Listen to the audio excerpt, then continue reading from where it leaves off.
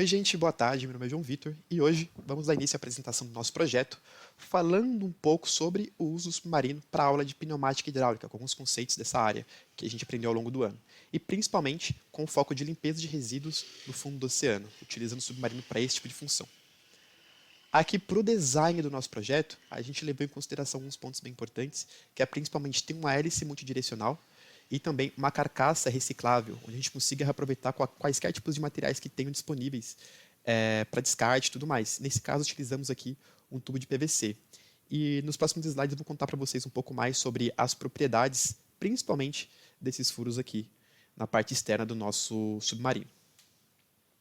Avançando aqui, um ponto bem importante que a gente tem que entender sobre o submarino é como ele vai levantar, né, como ele vai emergir e submergir, vamos usar termos mais técnicos.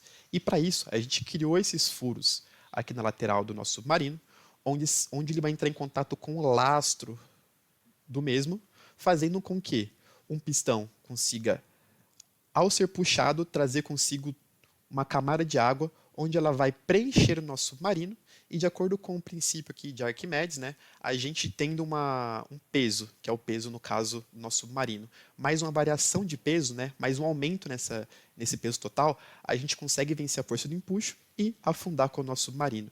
Isso de uma forma bem resumida, é claro, certo? E para fazer a submersão, o pistão ele vai voltar contra essa superfície aqui do submarino, expelindo toda a água pelos próprios furos aqui na lateral externa do submarino. Perfeito. Avançando aqui para a segunda parte, para a parte da propulsão, onde a gente optou por escolher hélices vetoriais, onde essas hélices se assemelham basicamente como se fossem rotores de helicóptero, onde a gente não vai ter uma propulsão unidirecional. A gente vai ter uma propulsão multidirecional, não tendo que ter qualquer tipo de hélice aqui na horizontal ou algum outro tipo de gasto para outros motores no futuro, certo?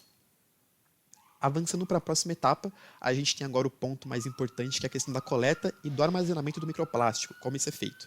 Então, como eu havia dito, a gente vai ter um pistão que vai funcionar como um êmbolo de uma seringa, onde ele vai puxar, basicamente, a água pelos furos, certo?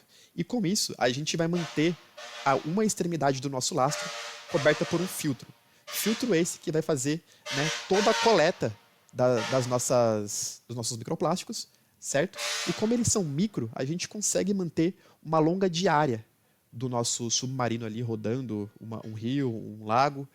E com isso, no fim do dia, a gente vai retirar essas placas aqui de filtro e fazer a limpeza e descarte correto do microplástico, ou até mesmo reutilizar ele para fazer qualquer tipo de brinquedo, algo para as crianças, ou algum utensílio doméstico, por exemplo.